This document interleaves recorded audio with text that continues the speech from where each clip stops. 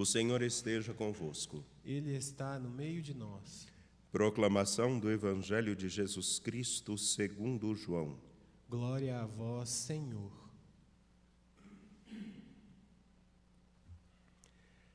Naquele tempo, os judeus pegaram pedras para apedrejar Jesus. E ele lhes disse: Por ordem do Pai, mostrei-vos muitas boas obras. Por qual delas me quereis apedrejar?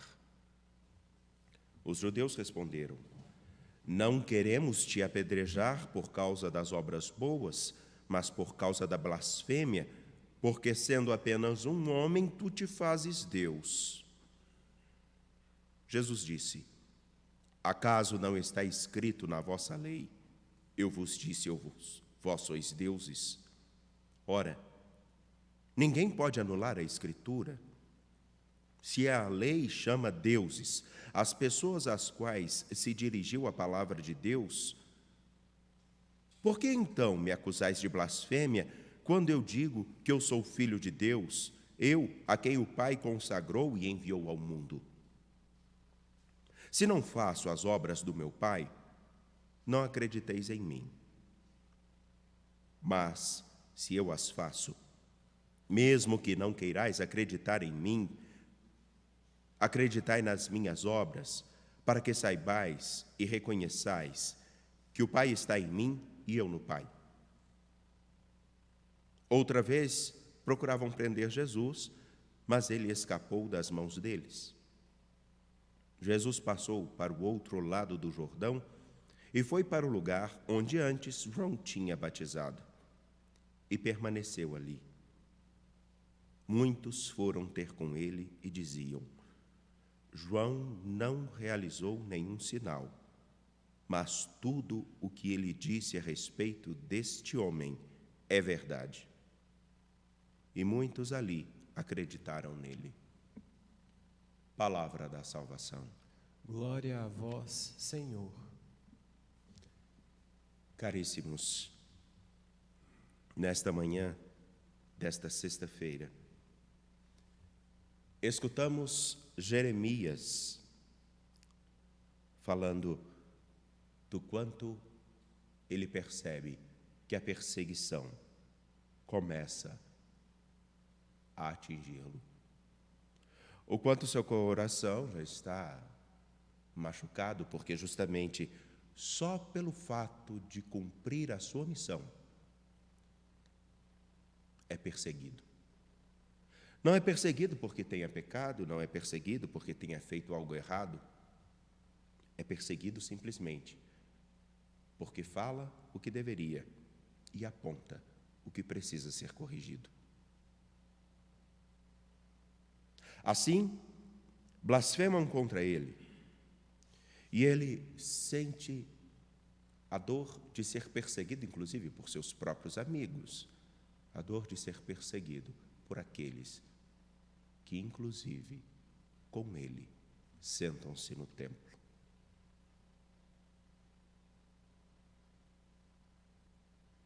Não é muito diferente do que vivemos nestes tempos. Ao falarmos em nosso podcast sobre a campanha da fraternidade, foi apontado simplesmente que, na verdade, as perseguições ou as falas são ideológicas. E toda ideologia, ela busca defender o próprio ponto de vista e os próprios interesses. Jeremias sofre porque a mentalidade de seu tempo não conseguia compreender que era necessário mudar, que era necessário voltar para o Senhor e para o essencial, que era necessário perceber que os frutos da infidelidade ao Senhor causavam tristeza, morte, desolação e um caminho de destruição do próprio povo. Ele fala o que precisa. Ele fala como precisa. E ele sente.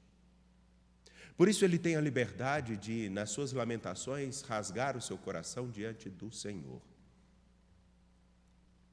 Na verdade, mais do que diante, com o Senhor.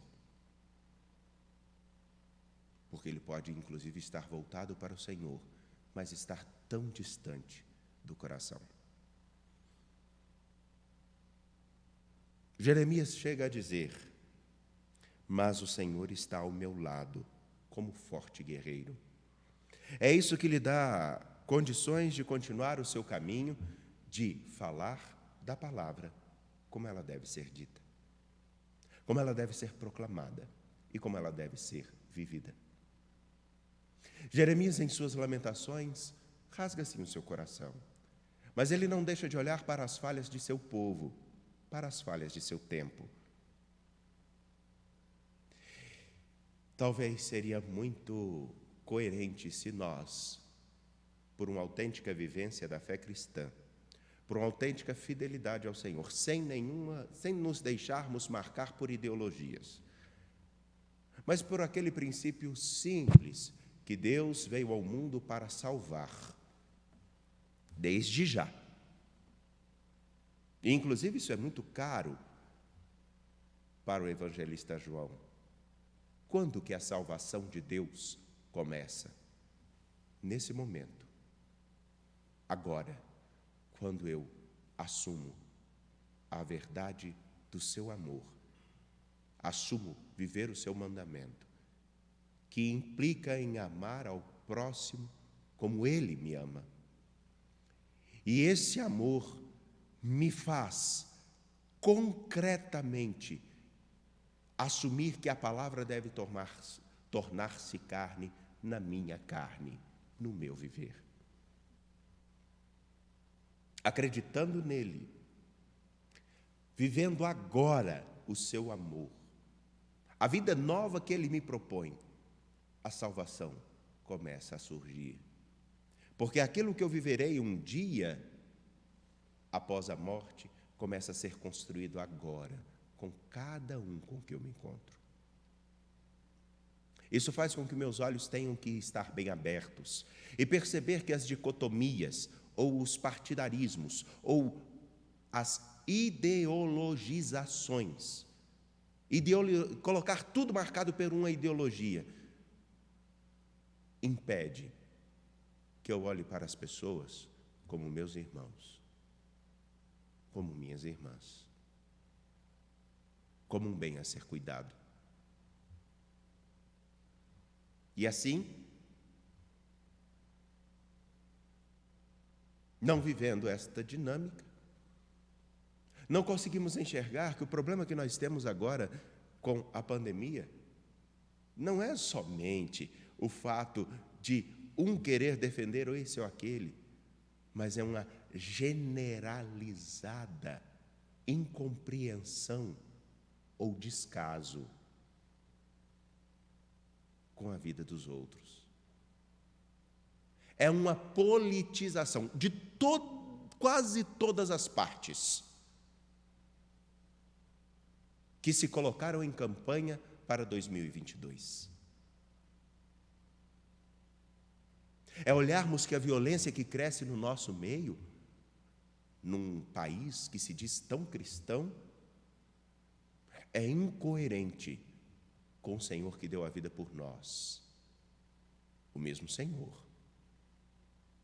que ao escutar de seus discípulos, mandemos fogo sobre eles, e o Senhor se recusa a fazer isso.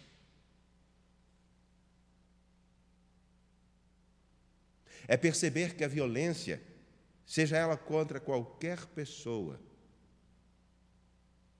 homem, mulher, criança, como essa de 4 anos que nos escandaliza, que tenta se entender como uma criança de uma cama, numa queda de uma cama, vem a ter ferimentos tão graves internamente. Ou quanto a pessoas que têm suas orientações sexuais, que nós não conseguimos entender, mas que são seres humanos, que merecem respeito, que a violência cresce e ignoramos isso. É percebermos que a mentalidade que justifica o aborto é uma mentalidade que coloca o ser humano passível de descarte. Porque se no ventre materno não é vida, e quando não for mais produtivo e precisar do carinho? Na idade já avançada ou na debilidade da saúde? É olhar para o nosso tempo nua e cruamente, como ele deve ser visto, porque nenhum de nós consegue corrigir a si próprio se não olhar com verdade e com honestidade para os próprios erros. Se não conseguimos nos corrigir quando olhamos com verdade para o nosso próprio erro, como corrigiremos o nosso tempo, a nossa sociedade, naquilo que corresponde à minha tarefa e à sua? Jeremias olha para o seu tempo e diz: isso não está coerente. Nós cristãos precisamos olhar para o nosso tempo e dizer: isso não está coerente. Nós nos dizemos discípulos do Senhor, então devemos viver com a coerência do Evangelho. E ainda que seja difícil, ainda que sejamos caluniados, ainda que sejamos rechaçados, ainda que muitos procurem falar de ideologias dentro desse ou daquele documento, dentro dessa ou daquela vertente, perceber que também já há uma ideologia que manipula as palavras, que manipula os escritos, quando os leem fora de seus contextos. Mas se assumimos olhar para esse tempo com verdade e perceber as nossas incoerências, as minhas, as nossas, e olharmos com um olhar crítico para que nós possamos nos corrigir, não tentar achar o culpado disso ou daquilo, mas nos corrigir, saber que o Senhor está conosco.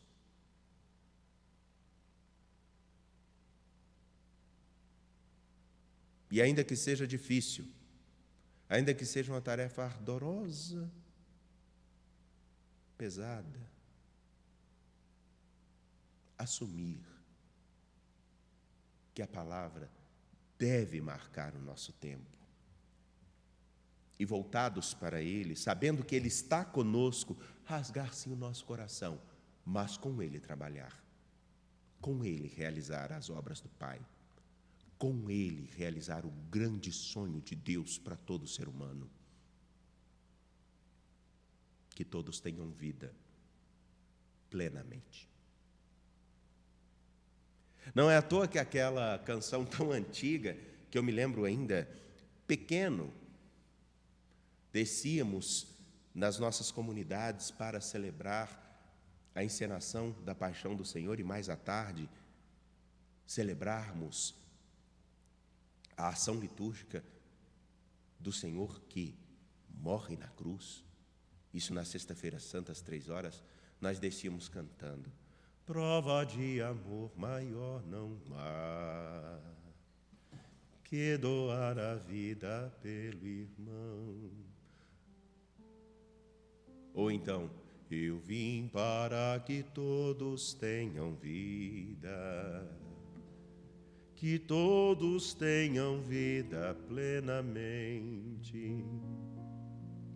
Eu vim para que todos tenham vida, que todos tenham vida plenamente.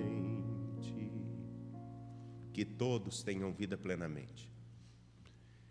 E como é difícil e doído, quando realmente marcados pelo Senhor e pela Sua palavra, assumimos que a vida plena que Ele nos chama, se a vida é plena e eterna, ela começa agora. E se ela começa agora, o meu olhar tem que se abrir. Eu não posso viver de ilusões. Eu tenho que ver o mundo, eu preciso ver o mundo com verdade e de verdade. Essa é a chave do que se propõe num caminho quaresmal. Olhar para nós, aqui dentro. Sabe aquele lugar onde ninguém consegue alcançar, onde nós temos nossos dramas, nossas dores, nossas angústias, nossas tristezas? Olhar lá no fundo. E como Jeremias, perceber que existem coisas que são nossas. São falhas nossas.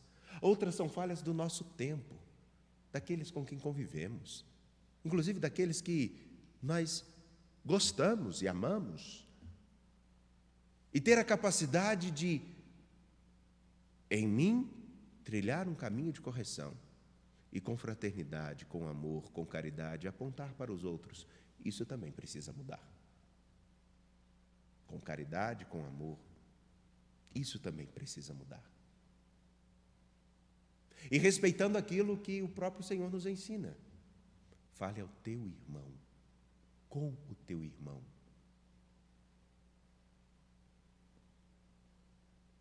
Meus caros, saber que o Senhor está conosco, como forte guerreiro, saber que Ele caminha conosco, é consolador. Mais ainda, é que cada passo que nós dermos, cada ação que tivermos, cada palavra que proferirmos ou divulgarmos, cada mensagem que compartilharmos, mais ainda, se essas atitudes estiverem marcadas por esse compromisso, Ele quer que todos vivam plenamente. Ele veio para que todos vivem plenamente. E enquanto alguém não estiver vivendo plenamente, alguma coisa está errada. Eu não estou falando de viver plenamente como aquela suposta luta de classes. Não. Eu estou falando que cada pessoa viva com integridade, com inteireza, com dignidade. É isso. Jeremias olhou para o seu tempo e viu como que desviar o coração do Senhor, desviar o coração do templo, desviar o coração da palavra foi capaz de destruir a sua história, os seus contemporâneos. Hoje, ao olharmos, simplesmente abra um site de notícias, qualquer um. Veremos o quanto guerreamos sem motivo, o quanto defendemos coisas que nem mesmo sabemos plenamente. E quando olhamos, por exemplo, agora que é formado um comitê para cuidar da Covid-19, onde é necessário que todos deixem de olhar para o próprio umbigo, para as próprias ideologias, para os próprios interesses e marque coerentemente o horizonte que é necessário, cuidar daqueles que estão em risco. E quem está em risco hoje? Todos nós. Eu estou, meus pais estão, minha avó, os seus filhos, todos estão.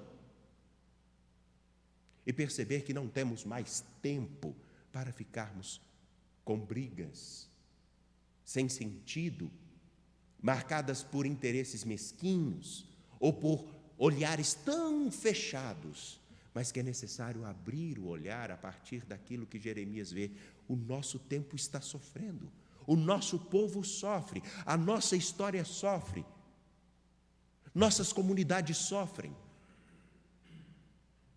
E fazermos o que é necessário para que esse sofrimento diminua.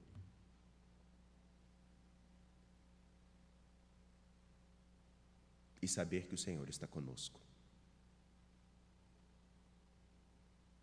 E agir como quem tem o Senhor ao seu lado. Com Ele. Que a palavra nos oriente. que o nosso caminhar seja fecundo e que a nossa história seja marcada por isso. Se invocarmos ao Senhor de coração, invocarmos a Ele, não as nossas ideologias, não os nossos interesses, não os nossos partidarismos, mas invocarmos a Ele, sabendo que Ele nos escuta, teremos força para nos reconstruir. Primeiro, como pessoas tão esfaceladas nesse tempo. Segundo,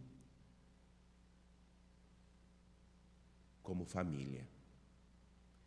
Terceiro, como sociedade. E veremos a vida ter a vitória em nossa história. Porque eu vim para que todos tenham vida, que todos tenham vida plenamente. Eu vim para que todos tenham vida, que todos tenham vida plenamente.